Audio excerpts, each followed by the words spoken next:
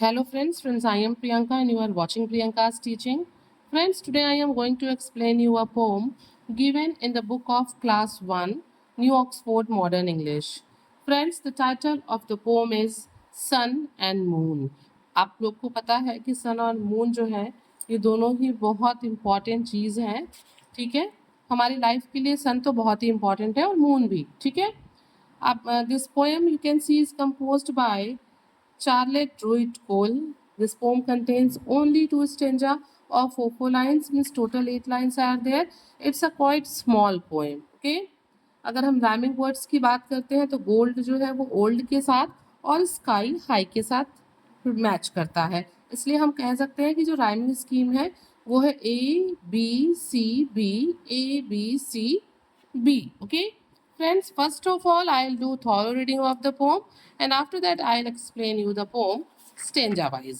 Okay, so please be with me and let's start. The moon shines clear as silver, the sun shines bright as gold, and both are very lovely and very, very old. God hung them up as lanterns for all beneath the sky, and nobody can blow them out, for they are up too high. अगर हम hard words की बात करते हैं तो यहाँ पे एक लैंटर्न दिया, इसका मतलब लालटेन होता है, ठीक है। बिनिथ मीन्स होता है नीचे, बिनिथ मीन्स होता है नीचे, ठीक है। तो फ्रेंड्स, सबसे पहले in the introduction of the poem I want to tell you that in this beautiful poem the poet is talk about the beauty of nature, okay, and he says when he looks at the moon at night it seems like a beautiful silver ball shining in the sky while the sun bright like gold.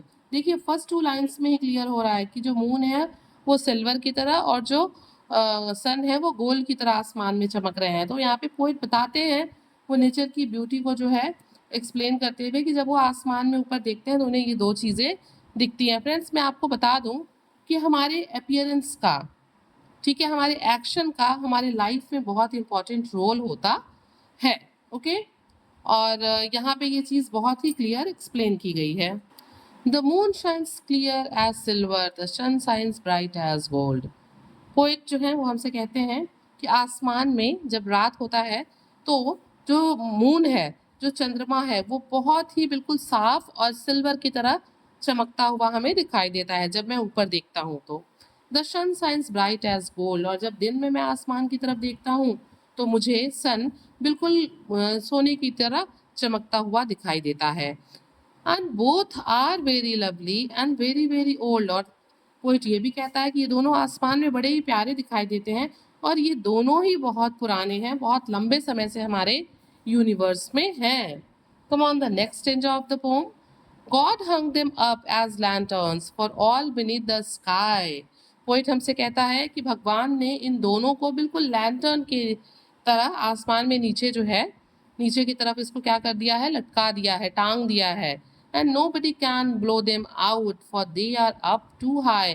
और ये जो दोनों lantern है, means जो सन है और moon है, इन दोनों को भी कोई भी जो है ब्लो ऑफ मतलब बुझा नहीं सकता, क्योंकि क्या होता है, लैंटर्न को तो हम बुझा सकते हैं ना, बट पोएट कहता है कि इन दोनों को कोई भी नहीं बुझा सकता क्योंकि ये आसमान में बहुत ऊपर है। Means both of them are beautiful and no one can blow them out, कोई भी उन्हें बुझा नहीं सकता है। फ्रेंड्स, अगर हम यहाँ पे कहें तो हम कह सकते हैं that the sun symbolising warmth and brightness while the moon representing calmness and serenity of nature।